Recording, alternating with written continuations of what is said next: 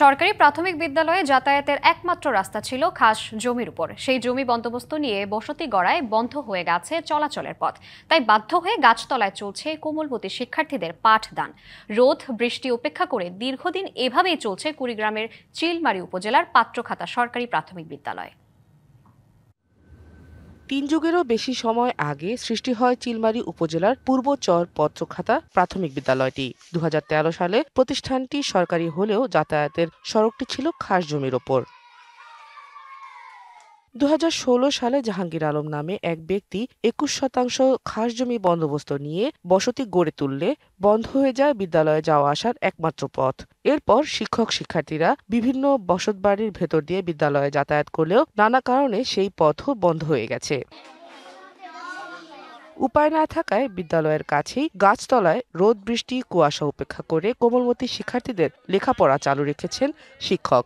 আমাদের স্কুলে যাওয়ার রাস্তা নাই, মানুষের উঠোনে আমাদেরকে ক্লাস করতে দিচ্ছে। বাধ্য হয়ে এই গাছতলার নিচে নিচে আমাদেরকে গরম লাগে, আরো রাস্তা না হলে আমরা এখান থেকে যাব না। নানাভাবে আমরা মানুষের বাসার ভিতর দিয়ে যাইতে বাধাগ্রস্ত হইতেছি। বাচ্চাদের নিয়ে আমরা রাস্তায় যে গাছ নিচে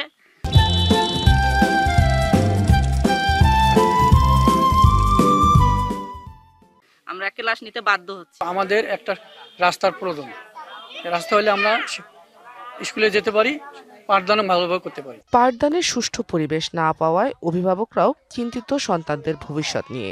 রাস্তাঘাট নাই, স্কুলে যেতে পারে না। আমার দুইটা মেয়ে পড়ে স্কুলে, রাস্তার জন্য মেয়েটা অনেক দিন ধরে স্কুলে যেতে পারে না। বাড়ির পাশের খালের কিছু অংশ সড়কের জন্য ছেড়ে দিতে রাজি জাহাঙ্গীর আলম। ইউনো স্যার নিজে লোক পাঠিয়েছিল, তহসিলদার এবং সার্ভেয়ার এসেও দেখছে। আমরা আসলে মূলত রাস্তা বন্ধ করে নিই, বন্যা আসলে রাস্তা ভেঙে যায়।